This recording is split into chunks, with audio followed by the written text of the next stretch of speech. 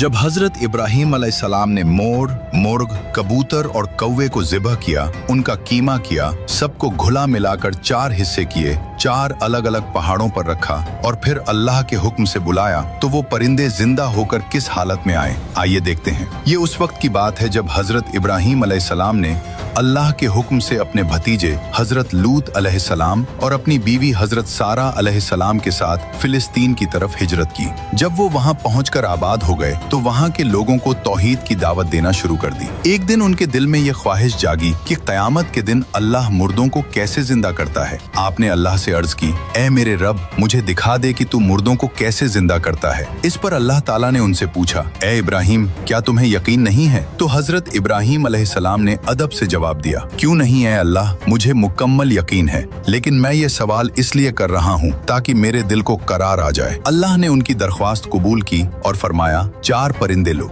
रिवायतों में आता है कि उन 4 परिंदों में पहला मोर था जो अपनी खूबसूरती के लिए मशहूर है, दूसरा मुर्ग था जो अपनी आवाज के लिए जाना जाता है, तीसरा कौवा था और चौथा कबूतर था। अल्लाह ने फरमाया, इन 4 को पकड़ो और अपने पास पालो ताकि वो तुमसे अच्छी तरह हिल मिल जाएं और तुम उन्हें पहचान लो ताकि बाद में कोई शक न रहे। फिर जब वो परिंदे हजरत इब्राहीम अलैहिस्सलाम से पूरी तरह मानूस हो गए तो अल्लाह का हुक्म आया कि अब इन्हें ज़िबह कर दो। हजरत इब्राहीम अलैहिस्सलाम ने उन्हें ज़िबह किया, लेकिन तफसीर का सबसे अहम पॉइंट ये है कि उन्होंने उन 4 परिंदों के सर काटकर अपने पास अपने हाथ में रख लिए और बाकी धरके पर नोचे, गोश्त काटा, हड्डियां तोड़ी और सबको आपस में पूरी तरह मिक्स कर दिया, यहाँ तक कि खून और गोश्त एक दूसरे में गड्ढमड हो गया। फिर उस कीमे के 4 या 7 हिस्से किए और वहाँ मौजूद अलग अलग पहाड़ों की चोटियों पर रखाए। फिर वापस अपनी जगह आकर खड़े होकर अल्लाह के हुक्म से उन परिंदों को पुकारा तो एक हैरत अंगेज मंजर देखा कि उन पहाड़ों से गोश्त के जर्रे हवा में उड़ते हुए आए, हड्डी हड्डी से जुड़ी, खून ने खून को पकड़ा